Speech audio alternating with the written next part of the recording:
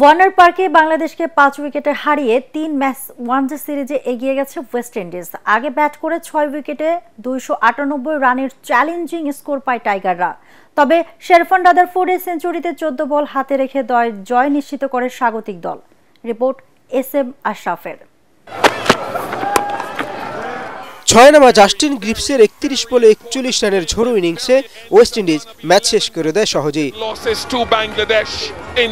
যদিও অষ্টম ওভারে ব্র্যান্ডন কিংকে ফিরিয়ে তানজিম হাসান সাকিব লড়াইয়ের আভাস দেন ওয়ার্নার পার্কে। এরপর 27 রানে নাহিদ রানার বলে এভেন লুইস ফিরলে বাংলাদেশি সমর্থকরা নড়ে চড়ে বসে আরও একটি জয় দেখার প্রতীক্ষায়। কিন্তু কেসি কার্টিকে নিয়ে 67 রানের জুটি গড়ে প্রাথমিকভাবে বিপদ সামলে নেন সেই হোপ। এরপর শেরফান রাদারফোর্ড আর ক্যারিবীয় অধিনায়ক চতুর্থ উইকেটে 99 রানের জুটি গড়ে ম্যাচ নিয়ে নেন নিজেদের দিকে। 86 রান করে হোপ ফিরল 80 বলে রাদারফোর্ডের 113 রানের ঝড়ে উড়ে যায় টাইগাররা। 7টি চারের সাথে 8 ছক্কা হাঁকিয়েছেন 5-এ নামা এই ব্যাটার। এর আগে বাংলাদেশকে লড়াই করার মতো পুঁজি এনে দেন 4 ব্যাটার। 6-4 আর 3 ছক্কায় ওপেনার তানজিদ হাসানের ব্যাটে আসে 60 বলে 60 রান।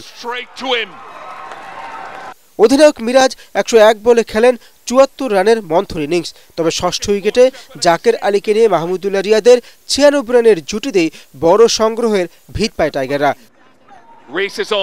40 বলে 48 করে জাকের ফিরলেও রিয়াদ অপরাজিত থাকেন 50 রান করে।